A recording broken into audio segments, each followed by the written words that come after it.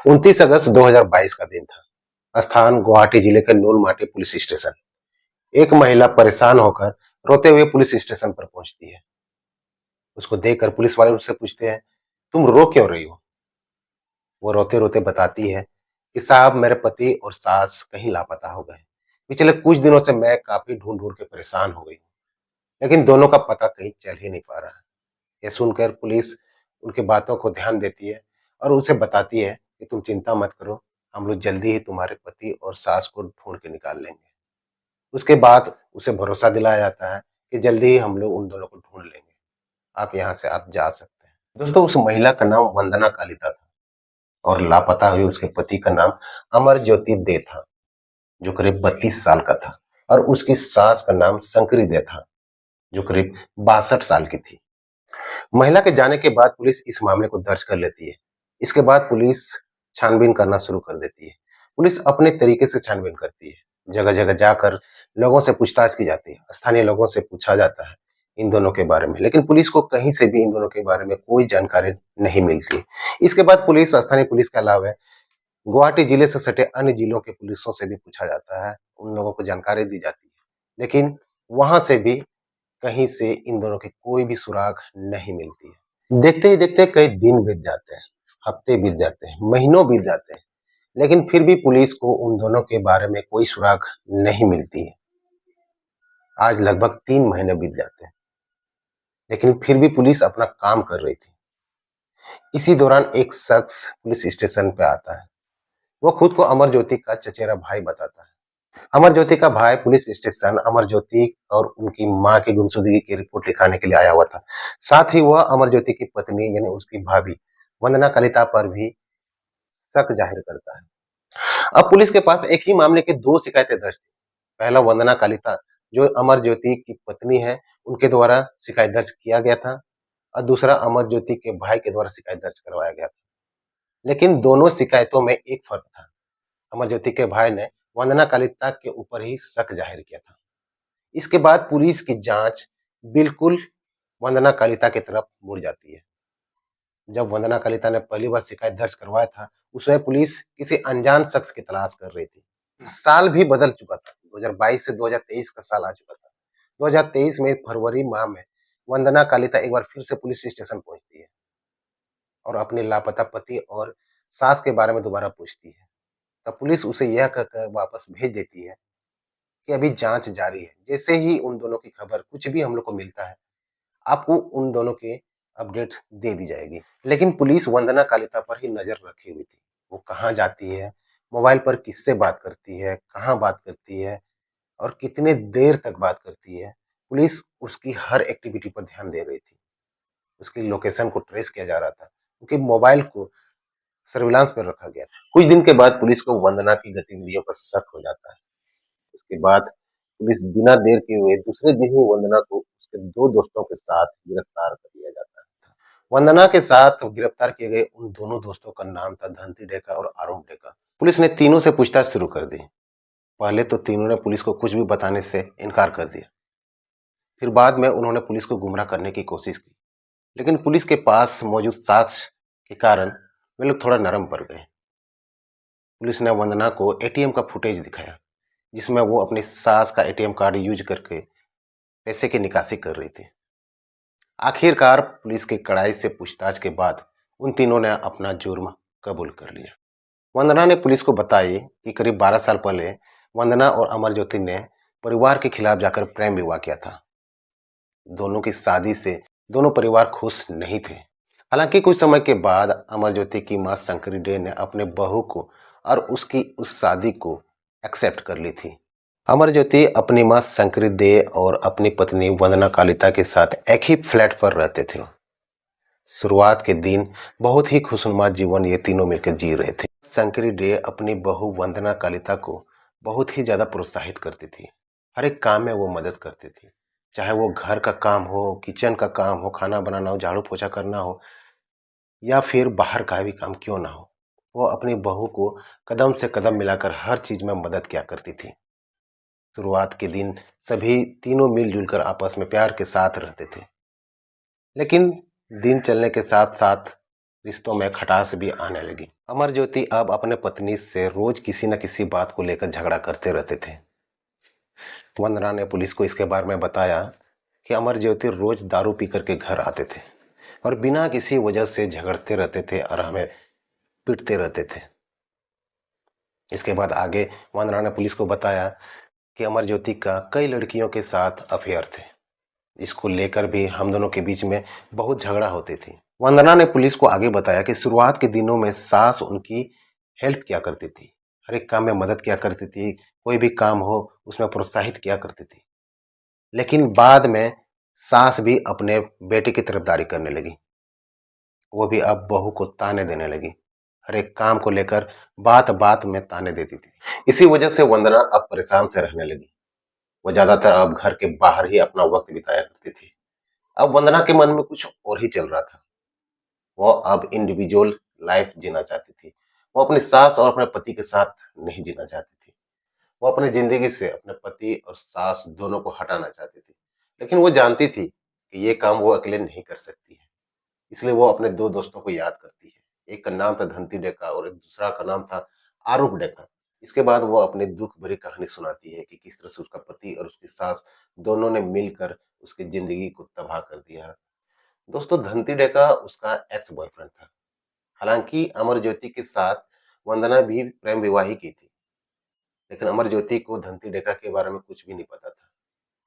वंदना अमर ज्योति के साथ शादी करने के बाद भी धंती डेका के साथ कभी ना कभी बात किया करती थी, कभी कभी मिल भी लिया करती थी। इसीलिए शायद ये दोनों हर रोज झगड़ते थे। खैर छोड़िए। धंती डेका और आरोप डेका ने पूछा वंदना से कि तुम क्या सोचती हो, क्या चाहती हो। वंदना का कहना था कि मैं इन दोनों को अपने रास्ता से हटा देना चाहती हूँ। रास्ते से हटा देने का मतलब उन दोनों को जान से मार देना चाहती हूँ। ये बात सुन के दोनों सहम जाते हैं कि ये तुम क्या सोच रहे हो, अपने परिवार को बर्बाद करने के लिए तुम सोचे हो। फिर वंदना ने धंती डेका और आरोप डेका को अपने पति और सास को रास्ते से हटाने के लिए राजी कर लिया।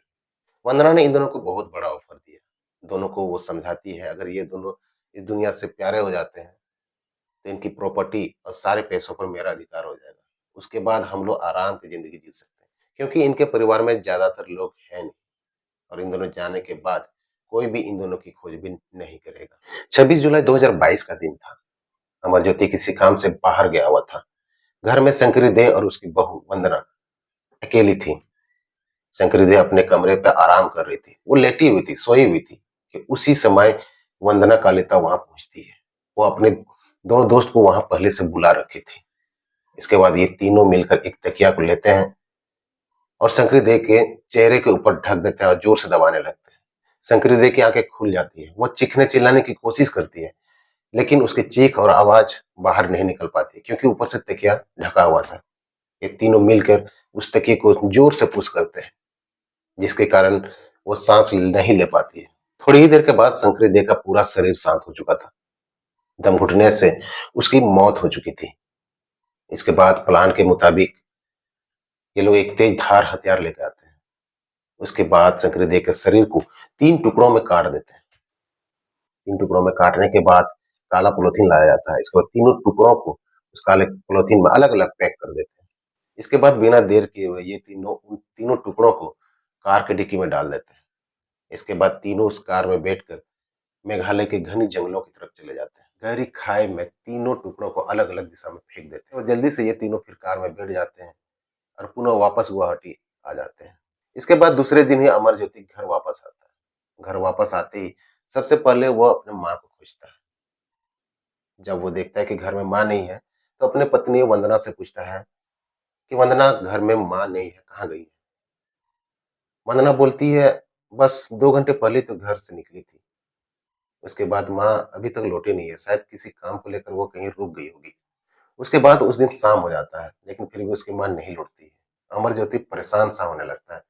वो बोलती है आखिर वो गई तो गई कहाँ। उसके बाद दोनों मिलकर माँ का फोन मिलाते हैं, लेकिन मोबाइल फोन भी स्विच ऑफ आ रहा था। उसके बाद बिना देर किए हुए अमर ज्योति घर से बाहर निकलता है, अपने माँ का खोजबीन करता है। उसके साथ साथ वंदना भी उसके साथ होती है। वो नाटक करती है कि मैं भी खोज रही हूँ, लेकिन वंदना को तो पता था कि उसकी माँ अब कभी मिलने वाले नहीं। वे लोग उस दिन रात भर खोजते हैं, लेकिन उसकी माँ नहीं मिलती। दूसरे दिन सुबह हो जाती है। दूसरे दिन भी जगह जगह वे लोग खोजने देखने के लिए जाते हैं, लेकिन उसकी माँ कहीं नहीं मिलती है। वे लोग खोज तो रहे थे हर जगह, लेकिन उनके दिमाग में ये नहीं आ रहा था कि माँ मिल नहीं रही तो क्यों ना हम लोग पुलिस स्टेशन जाएँ, पुलिस की मदद लें।